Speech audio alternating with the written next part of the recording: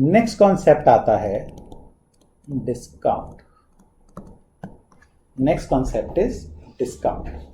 देखो पहले तो ये समझ लें डिस्काउंट कहते किसको है। देखो वैसे तो जो डेफिनेशन है ना वो ये है, a deduction allowed in some financial obligation is called discount. A deduction allowed in some financial obligation. मेरा कोई फाइनेंशियल ऑब्लिगेशन है, मतलब मैंने किसी को कोई पैसा देना है और वो कहता है जी मुझे इतने मत दो, इससे कम दे दो, मुझे इतने मत दो, इससे कम दे दो, तो इसका मतलब उसने मुझे डिस्काउंट दे दिया है। मैं एक शॉपिंग मॉल में जाता हूँ, मुझे एक शर्ट पसंद आती है जिसके ऊपर 2000 रुपये का टैग लगा हुआ है। मैंने 2000 के टैग वाली शर्ट उठाई, काउंटर पे बिलिंग के लिए आया, उसने स्कैन किया, कहता सर 1400। मैंने कहा ऐसा क्या भाई, माना शक्ल से गरीब लगता हूँ बट क्यों, मतलब 2000 लिखा है इसके ऊपर तो ठीक है। वैसे आप बोलोगे बेवकूफ़ है बंदा, 1400 मांग रहा है, दे के ख़त्म करो, बट फिर भी एक जानने की इच्छा है कि मतलब किस वजह से ये पैसे कम लिए जा रहे हैं। तो कहता सर ये इस पैटर्न में लास्ट पीस है, इसमें और कोई साइज अवेलेबल नहीं है, इसलिए हमने इसको सेल पे डाल दिया है, तो आपको इस पर 30% ऑफ मिल जाएगा। इट मीन्स कि उन्होंने मुझे 30% का जो है डिडक्शन अलाउ कर दिया है, दैट इज कॉल्ड डिस्काउंट। ठीक है, मेरा फाइनेंशियल ऑब्लिगेशन क्या था, 2000 रुपये देने का, उन्होंने मुझे उस पर 30% का डिस्काउंट ऑफर कर दिया, तो वो मुझे 30% डिस्काउंट मिल गया।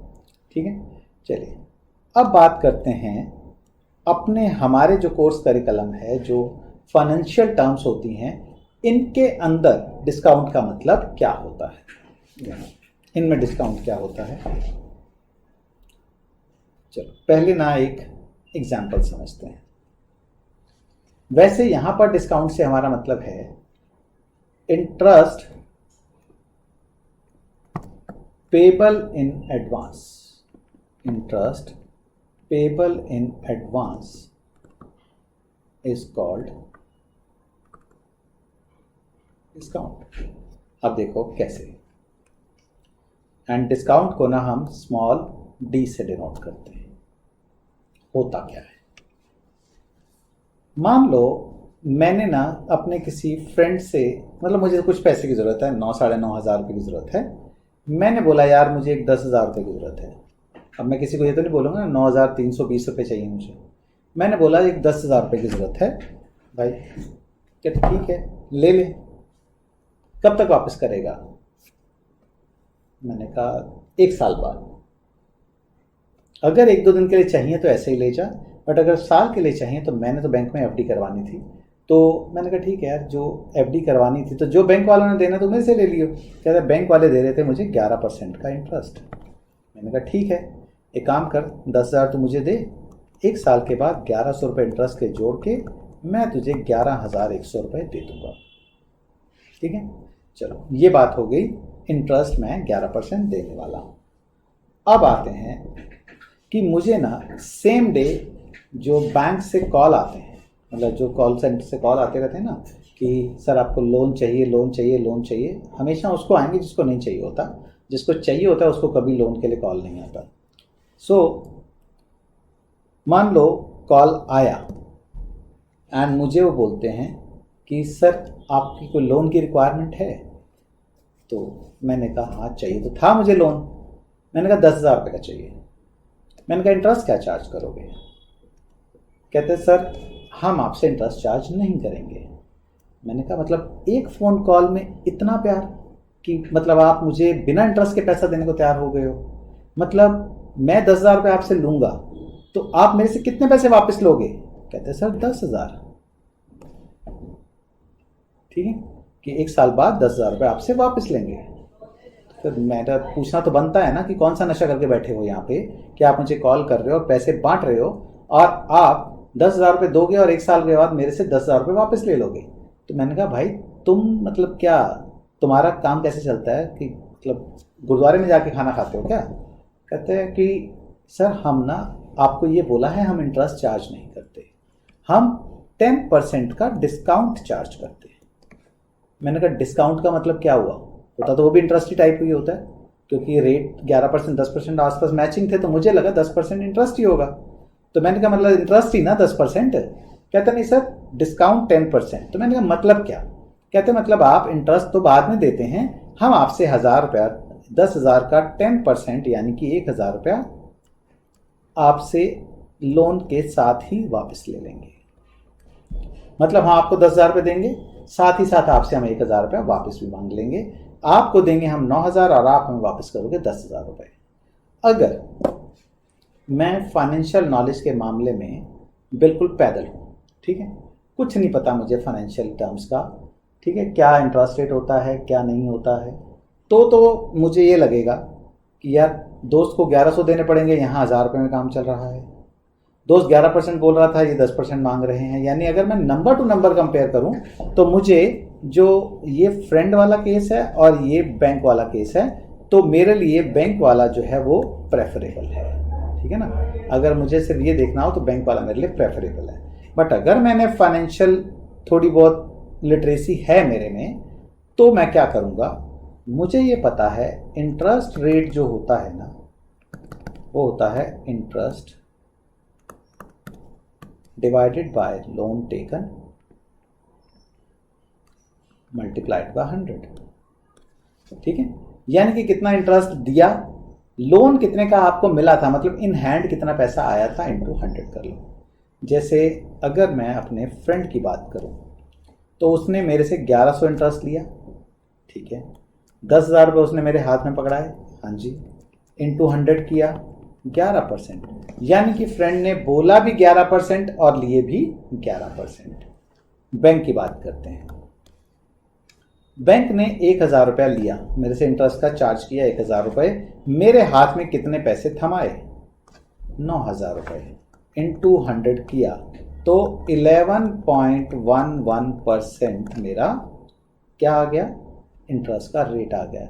यानी कि बैंक कहने को 10% कह रहा है, बट एक्चुअल में दे आर चार्जिंग कितना अमाउंट, दे आर चार्जिंग 11.11%।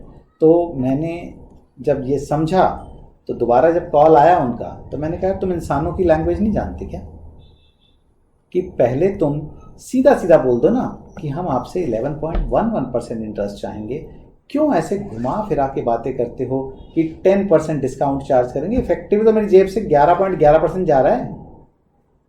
कहते सर आपको कैलकुलेशन आती थी, आपने कैलकुलेट कर लिया। नॉर्मली लोग जो हैं कैलकुलेशन करना नहीं जानते, तो 99% लोग तो ना हमसे छोटा नंबर देख के ही लोन ले लेते हैं। Effectively they are paying more, ठीक है, और यही तो बैंक की कमाई है। ऐसे ही जो जिनको नॉलेज नहीं होती, ऐसे लोग ही तो बैंक को कमाई देके जाते हैं। आप जैसे लोग बैंक को कमाई थोड़ी देंगे, ठीक है। तो अब फिर मैं सवाल पूछने पे आ गया। मैंने बोला यार इसका मतलब हर डिस्काउंट रेट के कॉरस्पॉन्डिंग कोई ना कोई इंटरेस्ट रेट होगा जो उसके ज़्यादा होगा, अगर मैं एनुअल की बात करूँ तो। कहते हैं हाँ जी। तो कहते हैं, मैंने पूछा अब रिलेशनशिप क्या होती है, मतलब मैं कैसे पता लगा सकता हूँ कि अगर मुझे किसी ने कुछ डिस्काउंट रेट ऑफर किया तो मुझे कितना इंटरेस्ट रेट देना पड़ रहा है। या उल्टी बात करता हूँ मैं, अगर मैं ये जानना चाहूँ कि मैं इतना इंटरेस्ट रेट चार्ज करना चाहता हूँ तो मैं कितना डिस्काउंट रेट बंदे को कोट करूँ ताकि लगे कम बट इफेक्टिवली मेरी जेब में ज़्यादा आ जाए, ठीक है। चलिए, तो उन्होंने मुझे बताया जी 1 - d is equal to 1/1 plus I is the relationship between interest and discount. मैंने इस चीज़ को वेरीफाई करना चाहा। मैंने देखा 10% बोला था, 1 + i is equal to 1/0.90, that is 1.1111। तो i is equal to 0.1111, that is 11.11% interest. यानी 10% discount is equal to 11.11% of interest. चलिए, ये बात तो मुझे अब क्लियर हो गई, वेरीफाई हो गई। बट फिर थोड़ी सी आदत है डिग इन करने की चीज़ों को, तो अब मैं ये जानना चाहता था, चलो उसने फॉर्मूला बता दिया, ठीक है, ये फॉर्मूला आया कहाँ से, ठीक है। मेरी ये जानने की इच्छा है कि ये फॉर्मूला आया कहाँ से। तो मैंने ये देखा जी 1 रुपये अगर मैं प्रेजेंट में लाना चाहूँ तो उसकी प्रेजेंट वैल्यू इंटरेस्ट रेट के हिसाब से क्या होती है, 1 प्लस आई रेस्ट पावर -1 यानी कि 1/1 प्लस आई होती है। बैंक भी 1 साल के बाद मेरे से 1 रुपये तो मांग रहा है, तो आज मुझे वो कितना पैसा दे रहा है, 1 में से 1 दे रहा था, 10% यानी कि डी का उसने डिस्काउंट काट लिया और मेरे हाथ में 1 माइनस डी रुपीज़ थमा दिए। उन्होंने बोला जी 1 माइनस डी हम आपको देंगे और इसके बदले में आप हमें 1 rupee at the end of 1 year वापस करोगे। ठीक है, देखो 1 रुपी मैंने लिया था, 1 का देखो जैसे इंटरेस्ट रेट का फॉर्मूला होता है ना, C into I into N, ऐसे ही डिस्काउंट का फॉर्मूला होता है C into D into N. तो 1 रुपी मैंने लिया था, डी का डिस्काउंट रेट था 0.10, 1 साल के लिए था, तो उन्होंने मुझे 0.10 डिस्काउंट काट के 1 में से डिस्काउंट काटा और मुझे 0.90 थमा दिए होते। बट यहाँ हम बात क्या कर रहे हैं, यहाँ हम बात कर रहे हैं 1 रुपी है, डी का डिस्काउंट रेट है, 1 साल के लिए है, तो डी रुपीज़ काटेंगे, वो 1 रुपी दिया था उसमें से डी रुपीज़ काट के मेरे हाथ में 1 माइनस डी उन्होंने थमा दिया। ठीक है, अब क्योंकि 1 साल के बाद दोनों की जो फाइनल वैल्यू है वो बराबर है, सो डी और आई कुछ इस तरह से लिंक होंगे कि दोनों की जो प्रेजेंट वैल्यू आनी चाहिए वो भी क्या आनी चाहिए, दोनों की प्रेजेंट वैल्यू भी बराबर आनी चाहिए। तो इसलिए 1 माइनस डी जो होगा 1/1 प्लस आई के बराबर होता है। तो जैसे इंटरेस्ट के केस में 2 पॉसिबिलिटीज हम कंसिडर करके चलते थे, एक सिंपल डिस्काउंट और एक कंपाउंड डिस्काउंट। यहाँ पर भी हमारी 2 चीज़ें हम कैलकुलेट करेंगे। पहली टर्म हमारी होगी जैसे इंटरेस्ट के केस में हम 2 केसेस कंसिडर किए थे, simple interest and compound interest. तो ऐसे ही यहाँ पर भी हमारी 2 पॉसिबिलिटीज हम लेके चलेंगे। पहला होगा सिंपल डिस्काउंट। ठीक है, सिंपल डिस्काउंट को ना हम कमर्शियल डिस्काउंट भी बोलते हैं। Simple discount is also known as commercial discount and is generally charge on short term loans. अब शॉर्ट टर्म लोन्स मतलब 1 साल से कम जो लोन्स होते हैं ना, 1 साल से कम ड्यूरेशन के जो लोन्स होते हैं, इनके ऊपर इंटरेस्ट जो है हमारा सिंपल रेट ऑफ इंटरेस्ट पे लगाया जाता है। अब देखते हैं कि सिंपल डिस्काउंट का फॉर्मूला किस तरह से, मतलब फॉर्मूला क्या होता है। देखो जैसे सिंपल इंटरेस्ट के केस में क्या था,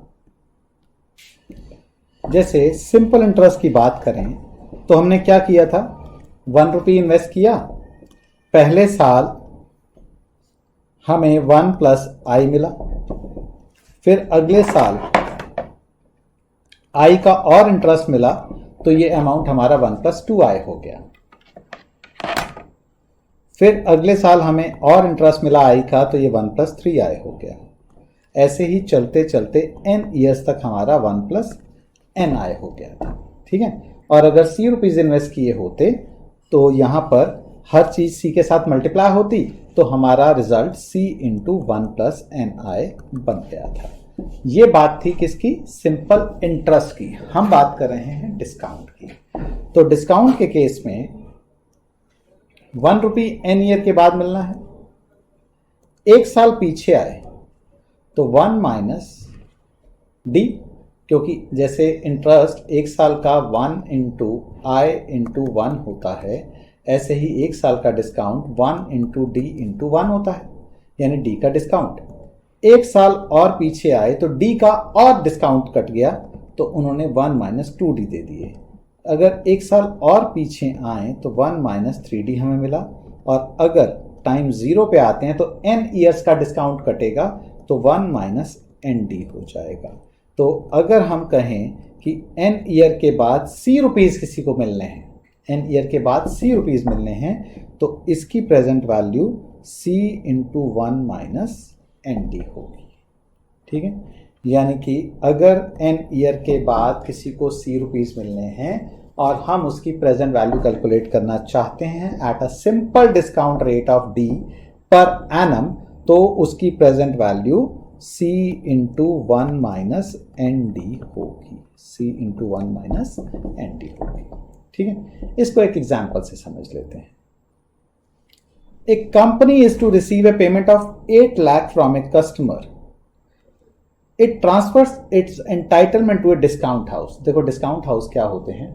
डिस्काउंट हाउस होते हैं कि जैसे मान लो मैंने किसी से, एक पर्सन एक्स से पैसे लेने हैं, मुझे पैसे की ज़रूरत आज है, तो मैं उसका चेक जो है सीधा बैंक के पास, आजकल तो बैंक ही ये काम करना शुरू हो गए हैं, वैसे पहले अगर जैसे कहीं नॉन बैंकिंग फाइनेंस कंपनीज होती थी कि मैंने पर्सन एक्स से 5 लाख रुपए लेने हैं 3 महीने के बाद, उसने मुझे 3 महीने बाद का चेक दे दिया, मैं बैंक के पास जाऊंगा और बोलूँगा जी ये चेक ले लो, इसके बदले में मुझे पैसे दे दो। तो बैंक क्या करेगा?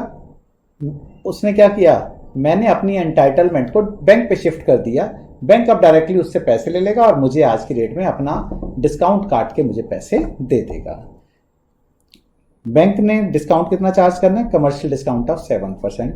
If the money due is after 6 month, 6 महीने के बाद पैसे मिलने थे कितने? 8 लाख रुपए। तो find the immediate payment made by discount house. तो बैंक डिस्काउंट हाउस आज कितना पैसा देगा? ये 6 मंथ की बात हो रही है। So present value is C into 1 minus N is 6 month, क्योंकि रेट ऑफ इंटरेस्ट पर एनम है तो 6/12 इंटू डी इज 0.07। इसको सिंप्लीफाई किया हमने तो 8 लाख। ठीक है, अब किसी को ये लगे कि यार 8 लाख के बदले में 772 पे एग्री हो गए, तो देखो सीधा सा क्या है, अगर मैं 6 महीने वेट करता तो 8 लाख तो मिल जाता, मगर हो सकता है मेरे पास इतनी ही कैपिटल है, मेरे पास इतनी ही कैपिटल है, मैंने सारे का सारा कैपिटल का माल उठा के एक बंदे को दे दिया है। अब ये थोड़ी कि मैं 6 महीने खाली बैठा रहूंगा। मैंने इस पूरी डील में हो सकता है 1 लाख रुपये कमाया था। मैंने सोचा यार कि बजाय 6 महीने वेट करने के, मैं बैंक को ही 28,000 रुपये कटवा के, मेरे 7 लाख भी जेब में आएंगे, 72,000 का प्रॉफिट भी मेरी जेब में आएगा, और इस 7 लाख से मैं दोबारा से सामान खरीद के किसी नई पार्टी को दूंगा। तो हो सकता है अगर मान लो मैं इस 28,000 को बचाने के चक्कर में रहता तो साल में 2 ही बार बिजनेस करता, बाकी 12 महीने में से 2 दिन को काट दूं तो बाकी जो दिन हैं 363 डेज, उस दिन तो मैं बस घर पे बैठ के नेटफ्लिक्स ही देख रहा होता। ठीक है, बट वो भी देने के पैसे कहाँ से आएंगे? इतना, अगर इतना साल में 2 दिन काम करूँगा तो पूरा साल थोड़ी खा सकता हूँ मैं। सो यही मैंने सोचा कि 7-7 लाख रुपए तो मैं हो सकता है साल में 12 बार, 15 बार, 20 बार, कितने भी, भाई बैंक को मैंने दिया, जैसे ही पेमेंट आती है 8 लाख का चेक आता है, मैं नेक्स्ट डे मेरे अकाउंट में पैसे आ जाते हैं, तो मैं तो हो सकता है कि पूरे साल में ये रोटेशन जो है 20-25 बार घुमा लूँ। और अगर मैं 28,000 बचाने के चक्कर में रहता तो सिर्फ 2 ही बार बिजनेस हो पाता। ठीक है, एंड यहां पर वर्ड कमर्शियल डिस्काउंट लिखा था, commercial discount is simple discount. ठीक है, चलो अब मान लो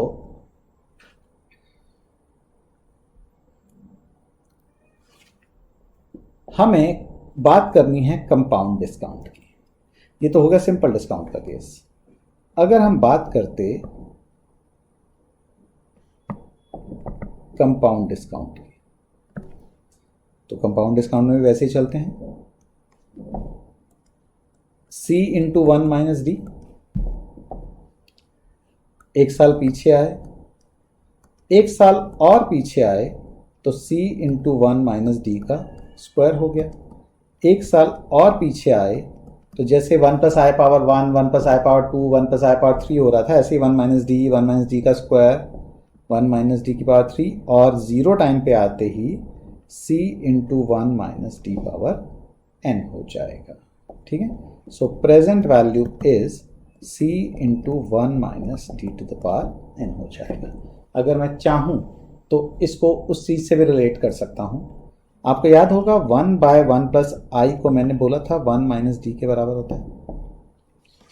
वैसे प्रेजेंट वैल्यू क्या थी, याद है? आज ही पढ़ा है, C into 1 plus I power minus n। क्या मैं इसको 1 प्लस आई रेस्ट पावर माइनस 1 की पावर n लिख सकता हूं, जो कि किसके बराबर है? 1 माइनस डी के बराबर है, तो रेस्ट पावर n। तो प्रेजेंट वैल्यू का ये फॉर्मूला भी हो सकता है। ठीक है जी, क्लियर है? तो अगर मान लो मुझे क्वेश्चन ये होता कि डिस्काउंट रेट 10% पर एनम का है, किसी ने 5 साल के बाद 1 लाख रुपया देना है, हम उसकी प्रेजेंट वैल्यू निकालना चाहते हैं at discount rate of 10% per annum effective. ये सिंपल नहीं है, सिंपल या तो लिखा होगा या सिंपल की जगह कमर्शियल लिखा होगा, अगर नहीं लिखा तो वो कंपाउंड ही माना जाएगा। सो 1 लाख रुपए into 1 minus D raised to power raised to power 5 to be C into 1 minus D raised to power N हमारा फॉर्मूला है। जो भी इससे आंसर आएगा वो हमारा प्रेजेंट वैल्यू आ जाएगा। ठीक है, चलिए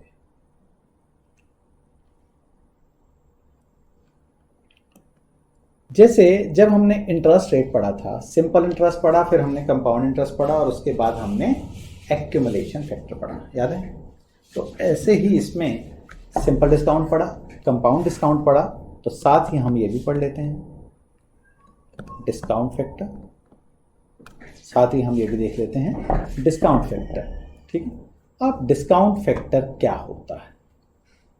देखो, जैसे हमने कहा था 0 टाइम पे 1 रुपये इन्वेस्ट करते हैं तो n टाइम पे हमें A0n मिलता है, जिसको हम AN भी कहते हैं। ठीक है, ठीक है। तो अगर n टाइम पे 1 रुपये पेबल हो और मैं इसकी प्रेजेंट वैल्यू निकालना चाहूं तो उसके लिए हमारे पास नोटेशन होती है Vn। जैसे An हमें 0 टाइम पे इन्वेस्ट किए गए अमाउंट की accumulated value at time n देता है, तो अगर n टाइम पे 1 रुपये पेबल है और उसकी मैं प्रेजेंट वैल्यू देखना चाहता हूं 0 टाइम पे क्या होगी, तो उसके लिए नोटेशन क्या है? उसके लिए नोटेशन है Vn। ठीक है। अच्छा, वैसे अगर मैं देखूं जी, अगर 1 रुपये एक्यूमुलेट होके An मिल रहा है, तो अगर मैं 1 रुपये चाहूं n टाइम पे, अगर मैं 1 रुपये चाहूं तो मुझे मिलना क्या चाहिए? यूनिटरी मेथड से 1 रुपये इन्वेस्ट होके An मिल रहा है, तो 1 रुपये चाहने के लिए मुझे 1/An मिलना चाहिए। ठीक है, सो 1/An, और वैसे मिल क्या रहा है? Vn मिल रहा है। सो 1/An किसके बराबर हो गया? 1/An हमारा Vn के बराबर हो गया। ठीक है, 1/An हमारा Vn के बराबर हो गया। सो Vn जो है हमारा 1 माइनस डी पावर n भी हो सकता है, ये हमारा 1 प्लस आई रेस्ट पावर माइनस n भी हो सकता है। ध्यान रहे, जब हम एक्यूमुलेशन फैक्टर की बात करते थे तो हम T1 T2 की बात भी करते थे। ठीक है, T1 T2 में हम क्या कहते थे जी, T1 पे 1 रुपया इन्वेस्ट किया, T2 पे क्या मिलेगा। पर जब हम An की बात करते हैं तो हम कहते हैं 0 टाइम पे 1 रुपया इन्वेस्ट किया तो n टाइम पे क्या मिलेगा। ठीक है, यानी जब भी हमें An या Vn की बात करते हैं ना, तो हमेशा एक पॉइंट उसमें से 0 होगा और एक पॉइंट उसमें से n होगा। तो An 0 को n पे लेके जाता है, Vn n से 0 पे आता है, not simply n year backward. ध्यान रहे, Vn से अगर किसी को हम मल्टीप्लाई करते हैं, अगर मान लो मुझे चाहिए जी C रुपीज अगर n टाइम्स पे पेबल हैं तो उसकी प्रेजेंट वैल्यू क्या होगी? तो C इंटू Vn होगी। ठीक है, सो Vn सिर्फ और सिर्फ n से 0 पे ला सकता है, n ईयर बैकवर्ड नहीं ला सकता। जैसे मुझे किसी को मैं v पावर 5 से मल्टीप्लाई करूं या v5 से मल्टीप्लाई करूं, these two can be same और these two can be different। देखो, v5 तो आप 5 से 0 लाने के लिए भी कर सकते हो, v5 आप 6 से 1 पे आने के लिए भी कर सकते हो, v5 आप 10 से 5 पे आने के लिए भी कर सकते हो। यानी जब भी आपको 5 साल पीछे आना तो v की पावर 5 से आप मल्टीप्लाई कर देते हो, बट v5 का इस्तेमाल सिर्फ और सिर्फ 5 से 0 पे लाने के लिए ही हो सकता है। v5 का इस्तेमाल सिर्फ और सिर्फ 5 से 0 के लिए हो सकता है, बाकी सभी केसेस के लिए v5 का इस्तेमाल हम नहीं कर सकते। ठीक है, तो vn का इस्तेमाल और क्या क्या हो सकते हैं ये हमारे चैप्टर 7 में हम जब आएंगे तब हम पढ़ेंगे। अभी मैं सिर्फ ये बता रहा हूं कि वी एन से जब भी हम मल्टीप्लाई करते हैं that give us the present value of rupee जितना भी है payable at time due at time N, उसकी आज की डेट में वैल्यू क्या है, ठीक है, उसकी आज की डेट में वैल्यू क्या है।